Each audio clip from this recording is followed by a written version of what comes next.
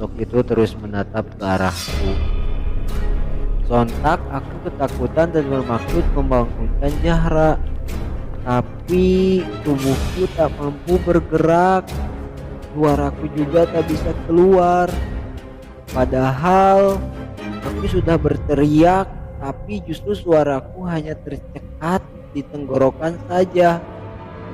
Alhasil, aku hanya bisa pasrah dan berdoa sambil memejamkan mata dan sekali melihat ke arah makhluk itu. Dan berharap makhluk itu sudah tak ada. Beberapa saat kemudian, akhirnya makhluk itu benar-benar lenyap dari pandanganku. Bersamaan dengan berakhirnya ayat kursi yang kubaca.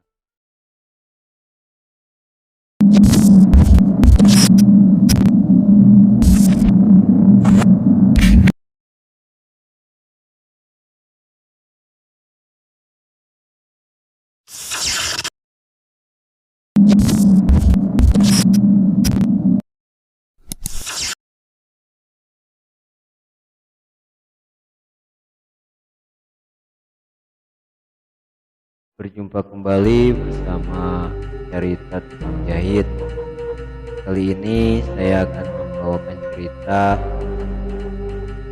yang berjudul Kontrakan tua. Aku bukanlah orang yang tergolong indigo ataupun punya kemampuan melihat makhluk gaib. Tapi entah kenapa dari kecil aku seperti bisa merasakan adanya makhluk tak kasat mata yang ada di sekitarku. Berikut aku akan menceritakan sepenggal kisahku. Peristiwa ini terjadi sekitar tahun 2007. Saat itu aku baru lulus madrasah aliyah. Untuk mencari pengalaman, aku pergi ke rumah pamanku di Tapak Tuan atau Aceh Selatan. 3 bulan aku di sana.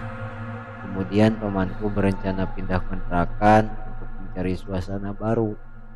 Tak lama berselang, akhirnya kami pun pindah. Rumah yang sekarang kami tempati ini tergolong sangat tua. Terdiri dari 2 lantai dan di setiap lantainya hanya ada 1 kamar yang ukurannya menurutku terlalu besar, yaitu sekitar 6 kali 6 meter. Sudah puluhan keluarga mungkin pernah ngontrak di rumah ini sebelum kami. Hari pertama kami melakukan bersih-bersih sebelum pindah. Sebenarnya aku sudah bisa merasakan ada hawa yang lain di rumah itu. Tapi aku enggan mengatakan pada pamanku. Malamnya karena kelelahan aku pun tertidur pulas di kamar atas bersama seorang sepupuku yang cewek bernama Zahra. Usianya hanya terpaut 2 tahun di bawahku. Kami memiliki kebiasaan yang sama, yakni tidak bisa tidur dalam keadaan terang benderang. Jadi kami tidur dengan mematikan lampu kamar sehingga menjadikannya gelap gulita. Gangguan dari makhluk itu langsung aku rasakan. Di antara sadar dan tidak, aku melihat sosok tinggi besar yang tengah berdiri di sudut tangga. Karena kebetulan pintu kamar belum tertutup, sosok itu berpostur tidak wajar dengan mata merah menyala dan rambutnya yang gimbal. Sosok itu terus menatap ke arahku. Sontak aku ketakutan dan bermaksud membangunkan Zahra, tapi tubuhku tak mampu bergerak. Suaraku juga tak bisa keluar. Padahal aku sudah berteriak, tapi justru suaraku hanya tercekat di tenggorokan saja. Alhasil, aku hanya bisa pasrah dan berdoa sambil memejamkan mata dan sekali melihat ke arah makhluk itu. dan berharap makhluk itu sudah tak ada. Beberapa saat kemudian, akhirnya makhluk itu benar-benar lenyap dari pandanganku. Bersamaan dengan berakhirnya ayat kursi yang kubaca, aku pun bisa bernapas lega. Aku lalu mencoba doa. Aku lalu membaca doa sebelum tidur dan melanjutkan tidurku kembali. Siangnya, aku melanjutkan rutinitasku seperti biasa dan menganggap itu hanya bentuk perkenalan dari makhluk yang lebih dahulu menempati rumah ini sebelum kami. Singkat cerita, 3 minggu berselang, aku tak lagi mengalami gangguan. Sampai pada suatu hari, kebetulan hari itu kami berwisata ke air terjun dan sampai di rumah saat menjelang maghrib. Kami pun mandi secara bergantian dan aku mendapat giliran terakhir karena kebetulan hari itu mengalami masa menstruasi. Jadi aku mengalah karena yang lain kan mengejar waktu maghrib, sedangkan aku tidak sholat. Aku pun mempercepat mandiku karena memang aku tak pernah mandi saat maghrib, apalagi dalam keadaan kotor seperti itu, dimana saat-saat seperti itu rentan dengan gangguan makhluk gaib. Saat aku hendak memakai handuk, samar-samar aku mendengar seseorang memanggil namaku. Awalnya sih lirih dan kupikir itu suara sepupuku yang cewek. Tapi ketiga kalinya benar-benar jelas bahwa itu suara sepupuku. Karena penasaran, aku pun menyahuti panggilan itu.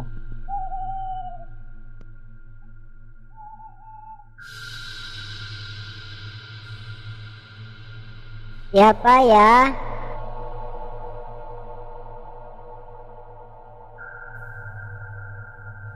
Teriakku. Ini aku, Kak Irma, sahutnya. Siapa ya? Teriakku. Ini aku, Kak Irma, sahutnya. Ada apa? Tanyaku lagi. Tapi sudah tak ada sahutan lagi. Aku pun bergegas mengenakan handuk dan keluar sambil berpikir, siapakah Irma itu? Apa temannya Zahra? Sesampainya di kamar, aku pun bertanya pada Zahra yang baru selesai sholat, apakah ada temannya atau saudara yang bernama Irma yang datang?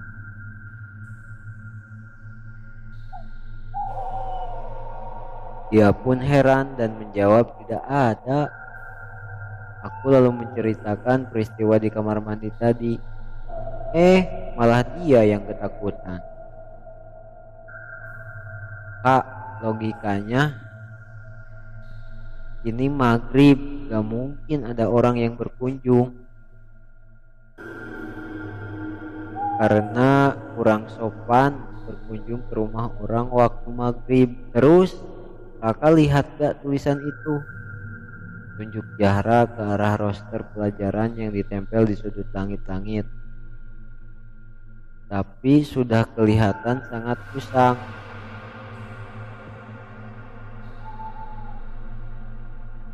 Aku pun heran. Ada apa sama roster itu? Aku mencoba melihat tulisan di bawahnya. Di luar tabel roster.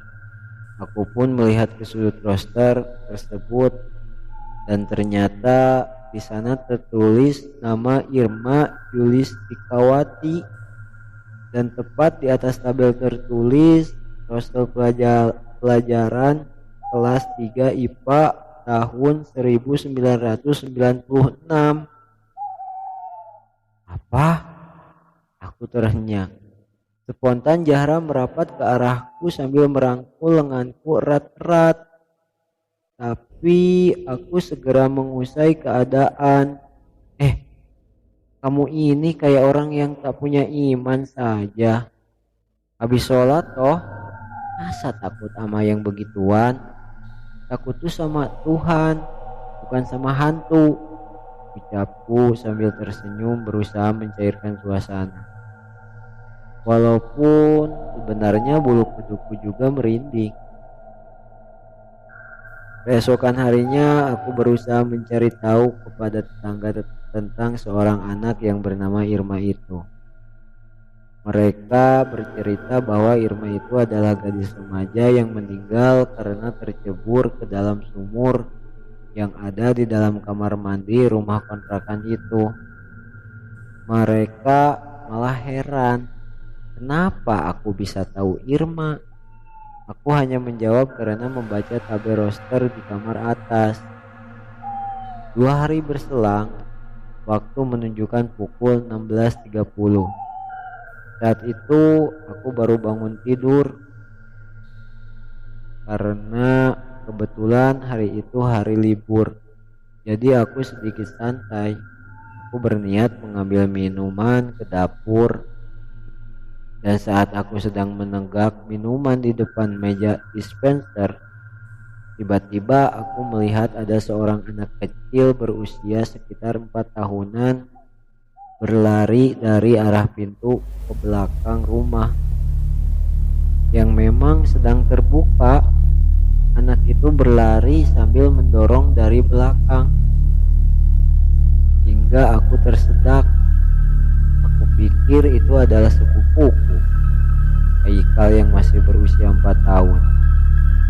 Dia terlihat seperti habis mandi dengan hanya mengenakan jawet dan bedak yang bertaburan di punggungnya. Tapi kenapa aroma bedaknya begitu menusuk ya? Haikal, habis mandi tuh pakai baju dulu, Dek. Baru boleh main. Ini belum pakai baju udah lari-larian. Jadinya bau acam, jarku. Tapi malah bibiku yang menyahut dari ruangan TV. Haikal dari mana? Kan Haikal belum pulang. Aku pun teringat bahwa sepupuku yang memang masih balita itu sedang ikut bersama ayahnya ke rumah saudaranya sejak tadi pagi. Dan rumahnya itu berada di kecamatan lain. Aduh, apa lagi nih? Umamku.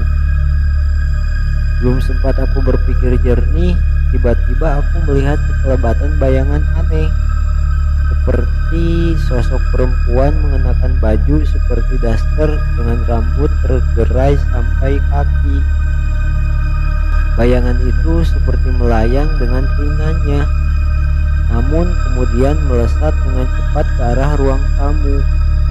Melihat itu, aku langsung istighfar berkali-kali. Astagfirullahaladzim, astagfirullahaladzim, astagfirullahaladzim. Entah kenapa perasaanku mulai tak enak. Puncaknya terjadi pada malam itu juga. Saat aku mulai terlelap, tiba-tiba aku terjaga karena melihat Haikal yang berlari-lari sambil tertawa di dalam kamarku. Dan saat aku membuka mata, ternyata tak ada siapapun di sana. Sengaja aku tak menceritakan ini kepada sepupuku Zahra yang tidur sekamar denganku, karena aku yakin dia pasti ketakutan kalau aku menceritakannya. Akhirnya aku pun mencoba tidur kembali walaupun sedikit sulit. Akhirnya aku pun terlelap. Namun ketenanganku terusik kembali. Aku tidur dalam posisi terlentang dan tiba-tiba saja merasakan dadaku terasa ditindih sesuatu. Sesak bukan kepala, Dan tak lama berselang, aku merasakan tubuhku diseret ke bawah. Aku berusaha meronta-ronta dan berteriak, hingga kurasakan tubuhku terjatuh. Kemudian tubuhku diseret lagi ke arah kursi kayu tua yang di atasnya kami letakkan kipas angin. Jelas telingaku mendengar suara kipas angin itu menderu seperti helikopter. Aku berupaya melihat makhluk apa yang memperdayaku saat itu, tapi tetap tak kelihatan. Malah yang kurasa leherku dibelit kabel kipas angin yang tiba-tiba mati. Aku merasa makhluk itu makin keterlaluan.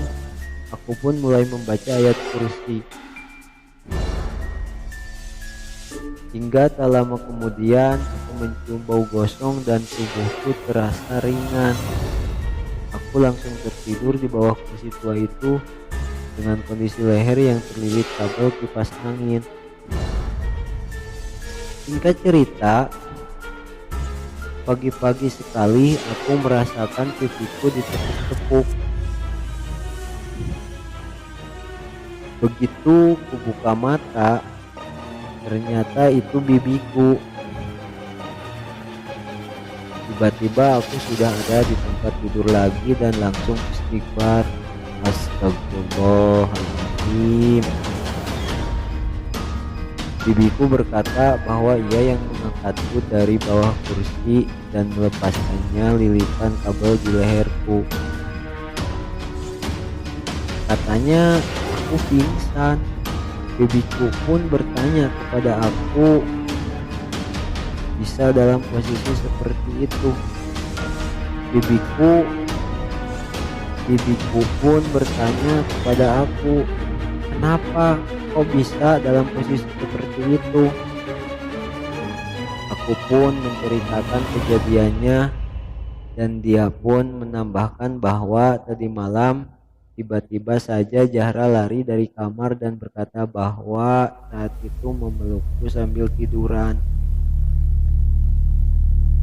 Bukan aku yang dipeluk, melainkan pocongan yang amat besar. Maka dari itu dia langsung lari dari kamar dan memilih tidur dengan orang tuanya. Siangnya kami mendatangkan seorang ustadz ke rumah dengan tujuan membersihkan rumah itu agar kejadian yang nyaris membunuhku semalam tidak terjadi lagi. Kami mengadakan pengajian dan mengundang para tetangga di pengajian itu. Dari mereka kami mendengar bahwa di kamar tempat aku dan Zahra tidur itu pernah ada seorang wanita yang meninggal karena melahirkan. Dan katanya lagi, arwah wanita itu sempat meneror kampung tersebut selama 40 hari. Tapi sekarang sudah tidak lagi. Wallahu a'lam. Pak Ustadz menyarankan pada kami bahwa harus sering melakukan pengajian dan membacakan surat Yasin di rumah itu. Aku juga dianjurkan untuk tidak mematikan lampu saat tidur. Dan semenjak kami sering membacakan surat Yasin habis sholat, aku tak pernah lagi mendapat gangguan dari makhluk halus yang menempati rumah itu. Sekian ceritanya, semoga ada manfaatnya. Ambil sisi baiknya, buang sisi positifnya. Cerita ini bukan untuk menakut-nakuti, tetapi untuk